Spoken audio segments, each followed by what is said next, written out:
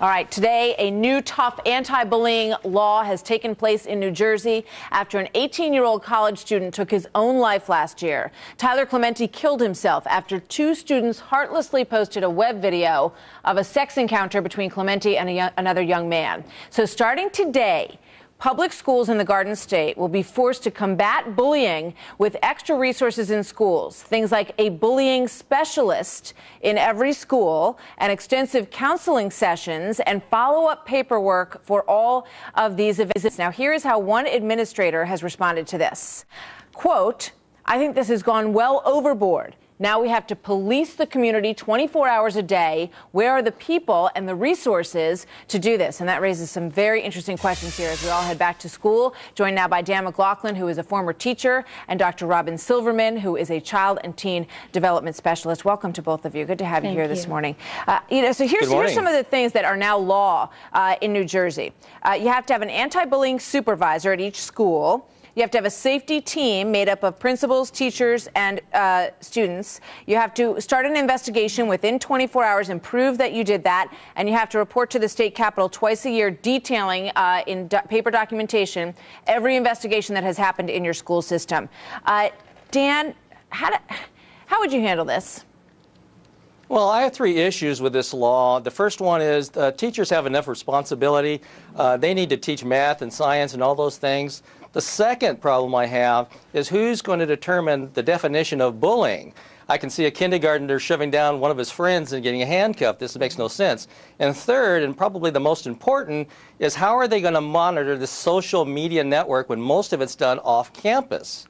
So I understand about the resources, but there are other issues as well. And, you know, Robyn, everybody knows a child who's been in this situation, and there is nothing that is more heartbreaking or frustrating in terms of how to make it stop. But my question is, will all of these things that are being put in place now, would they have stopped this situation with Tyler Clementi, or would they have stopped some of the other more serious situations that we see in some of these schools? Laws don't stop bullying from happening. What we need is a movement that gets everybody together, the parents, the community, and the schools all on the same plane so that we're working together.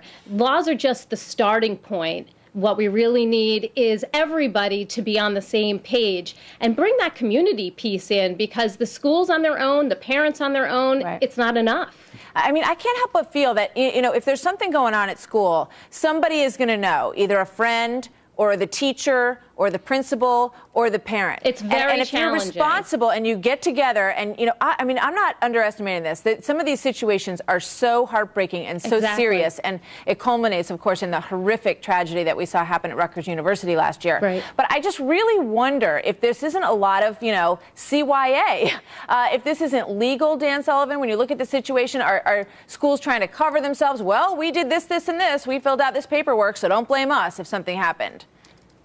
Well, you have to differentiate between an adult college student and kindergartners. This law makes no sense because you're dealing with adults doing what adults do, and if you break a law, you should be punished, but not the kindergarten kid who's going to have a rap sheet if he pushes down his classmate. This is ridiculous.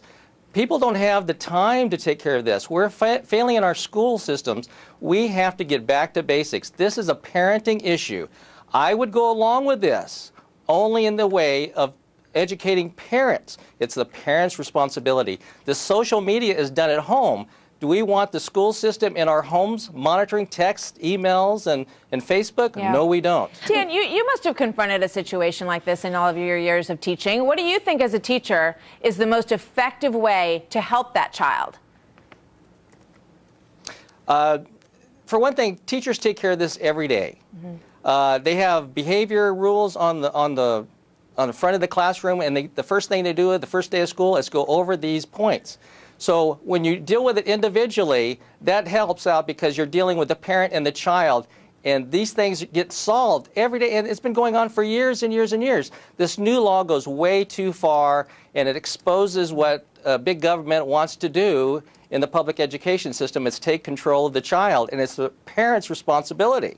Yeah. Robyn, do you agree? Unfortunately, I mean, there's some parents are bullies, and yes. It's no surprise that some of their kids turn out to be bullies. But what do you think is the most effective way? How can we stop the problem? Well, I mean, unfortunately, kids cannot learn in an environment when they feel like they're being attacked, and it's not going to work for them. So to say that we need to just concentrate on the reading and writing part, or even to say that introducing these rules in the beginning of school is enough. It needs to be a constant revisiting of what needs to create that climate that's respectful. Right. And that community piece needs to come in. I have a community that is bringing me into the Morris County school system. Somebody outside is funding it, and I'm going to be at the Randolph Middle School talking about bullying. Well, so we need other people involved. All right. We'll see how all this works. It's a lot of added to the job of being a teacher, and we hope it's effective. Robyn Silverman, thank you very much. Dan Sullivan, good to get your input on this as well. Thank you, sir.